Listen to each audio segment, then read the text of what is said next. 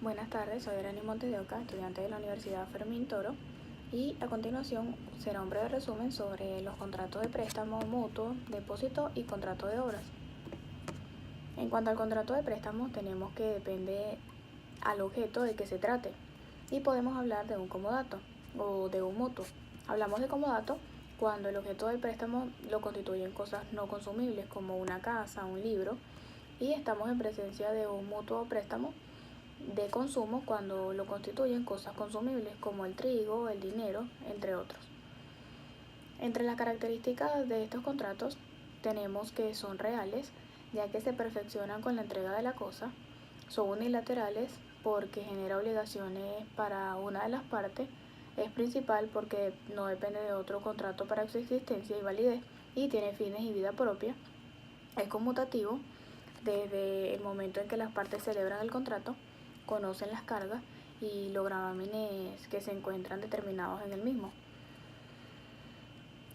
Pacto sucesivo o instantáneo, en donde la devolución de la cosa prestada se puede realizar en un solo acto o en varios.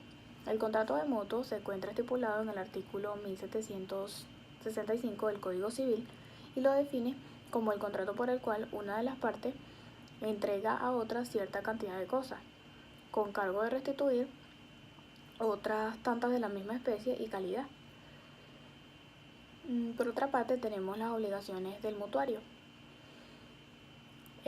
Principalmente tenemos la obligación de restituir, en donde el mutuario debe restituir todas y cosas en la misma cantidad y de la misma especie y calidad de las que recibió, independientemente de que el valor de dicha cosa haya aumentado o disminuido entre el día de la entrega y el día en que debe efectuarse la restitución.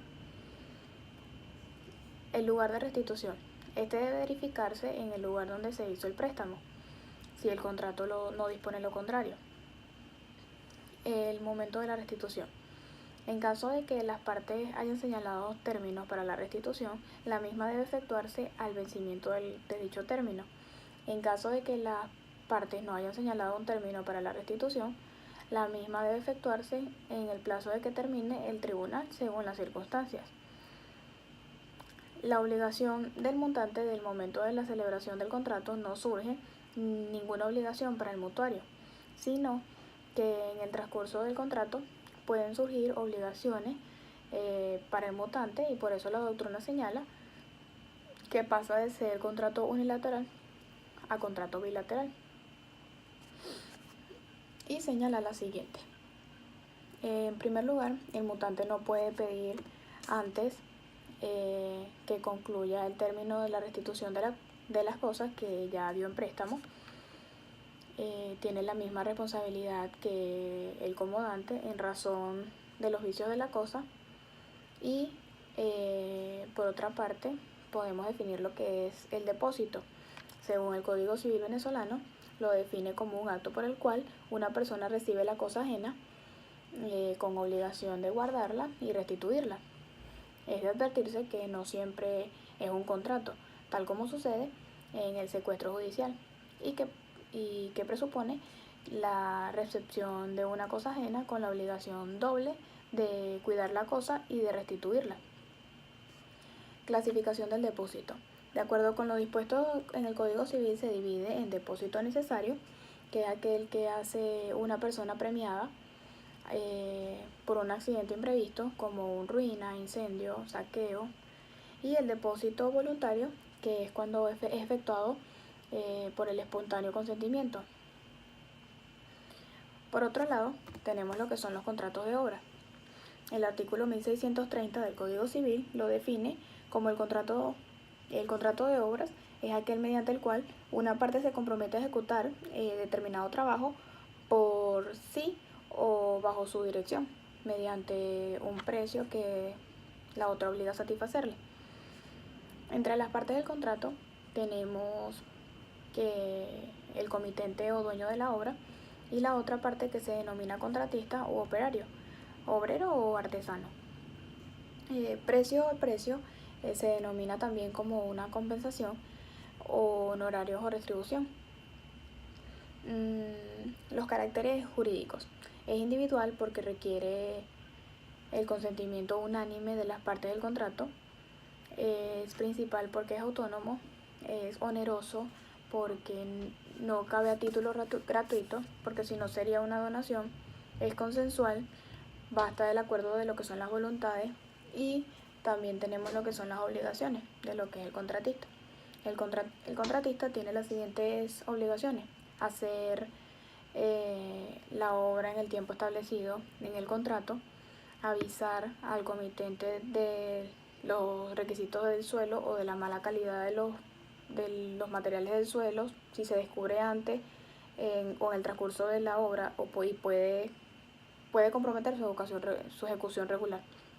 Pagar los materiales que reciba si estos por negligencia quedan imposibilitados de ser utilizados para la realización de la obra, entregar la obra y que esta pase a disposición del dueño.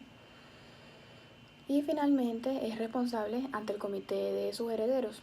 Si en el transcurso de los 5 años desde la aceptación de la obra se destruye total o parcialmente, o bien presenta peligro de ruina o graves defectos por vicios de la construcción, siempre que se avise por escrito dentro de los 6 meses al descubrimiento, o todo pacto distinto, esto se le denomina nulo.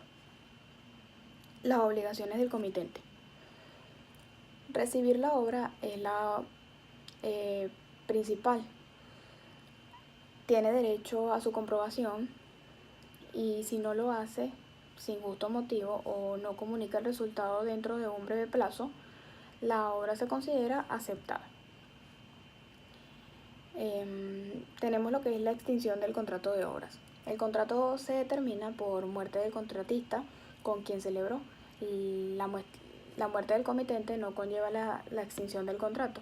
En caso de terminarse el contrato por muerte del contratista, el comitente está obligado a pagarlo a los herederos hasta el límite en que fuera útil las obras realizadas. También tenemos las obligaciones del mandatario, donde debe ejecutar el mandato donde hay sustitución y puede restringirla. Debe rendir cuenta ante la ejecución del mandato.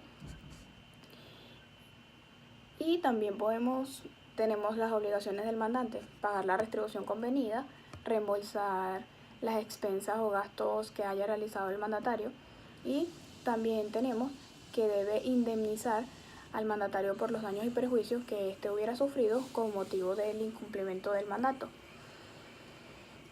Por otro lado, tenemos la transacción. La transacción es un derecho bilateral por el cual las partes, haciéndose concesiones recíprocas, extinguen obligaciones dudosas. Entre los caracteres de la transacción tenemos que un contrato consensual que le da carácter de solemne, y la misma exige para su validez cualquiera sea el objeto de formalidades de contrato, ya sea por público o privada. Es un contrato unilateral porque dispone, y también es un contrato oneroso porque existe autores que lo nieguen, pero esto es tomado como oneroso porque es la esencia del contrato que las partes se hagan recíprocas. Concepciones. También es un contrato accesorio.